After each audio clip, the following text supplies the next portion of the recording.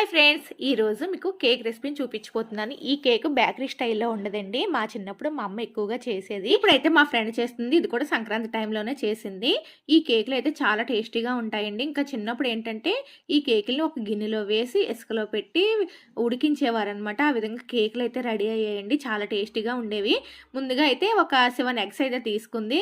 ఆ ఎగ్స్ని బాగా బీట్ చేసి దీంట్లోకి ఒక పావు కిలో వరకు పంచదార వేసుకోవాలి. పంచదార బాగా కరిగిన తర్వాత మనం ఎంతైతే పంచదార తీసుకుంటున్నామో అంతే మైదా పిండి కూడా వేసుకోవాలి. అంటే ఒక 7 ఎగ్స్‌కి ఒక పావు కిలో పంచదార, పావు కిలో మైదా వేసుకోవాలి. అలాగే దీనిలో కరగబెట్టిన నెయ్యి అయితే ఒక పావు కిలోలో సగం అయితే వేసిందండి. కావాలంటే వెన్న కూడా వేసుకోవచ్చు. మా అమ్మ అయితే వెన్నపూస వేసి కేకులు చేసేదండి. ఒక పావు కిలో వెన్నపూస అయితే వేసుకుంటే బాగుంటుంది. వెన్నపూస అయినా వేసుకోవచ్చు, లేదా నెయ్యి అయినా వేసుకోవచ్చండి. ఇవన్నీ వేసి బాగా మిక్స్ చేసి ఇప్పుడు దీనిలో ఒక 100 గ్రామ్స్ వరకు ఉప్మా రవ్వ అయితే వేసుకోండి. కొంచెం ఉప్మా రవ్వ వేసుకుంటే టేస్ట్ బాగుంటుంది. అందుకే ఉప్మా రవ్వ కూడా వేసింది.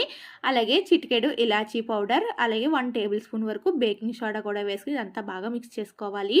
ఈ కేకు బేకరీ స్టైల్లో ఉండకపోవచ్చండి, కానీ టేస్ట్ అయితే అంతకు మించి బాగుంటుందన్నమాట. చాలా చాలా బాగుంటుంది. ఎందుకంటే 90s కిడ్స్ వాళ్ళు ఈ కేకులు అయితే బాగా ఇష్టంగా తినేవారు.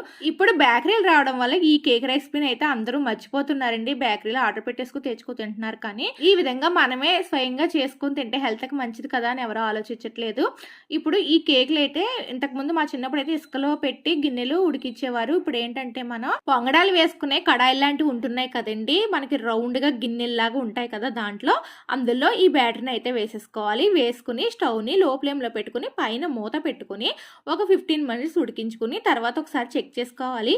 ఈ కేకులు రెడీ అయినట్టు మనకు అనిపిస్తే, అంటే పైకి బాగా పొంగినట్టు అనిపిస్తే వాటిని మళ్ళీ మనం టర్న్ చేసుకోవాలండి. అలాగే ఈ గిన్నెలకి ముందుగా మనం నెయ్యి అప్లై చేసుకుంటే మనకి ఈజీగా ఇవి ఆ హోల్స్లోంచి అయితే వచ్చేస్తాయి. ఈ విధంగా రెండో వైపు కూడా మళ్ళీ పైన మూత పెట్టుకొని ఇంకో 5 to 10 మినిట్స్ పాటు ఉడికించుకుంటే ఎంతో టేస్టీగా ఉండే గిన్నె కేకులు రెడీ అయిపోతాయండి. అంటే మా చిన్నప్పుడు వీటిని గిన్నెలో ఉడికించేవారు కాబట్టి గిన్నె కేకులు అనేవాళ్ళు ఇప్పుడు వీటిని కప్ కేక్స్ అంటారండి. చాలా ఈజీగా చేసుకోవచ్చు. అలాగే టేస్ట్ కూడా చాలా బాగుంటుంది. తక్కువ టైంలోనే మనం అయితే చేసేసుకోవచ్చండి. చూసారు కదా మా ఫ్రెండ్ తయారు చేసిన ఈ కప్ కేక్స్ మీకు ఎలా అనిపించాయి? మీరు కూడా ఒకసారి ట్రై చేసి మీకు ఎలా వచ్చింది అనేది నాకు కామెంట్ చేయడం మాత్రం మర్చిపోకండి. Bye bye friends.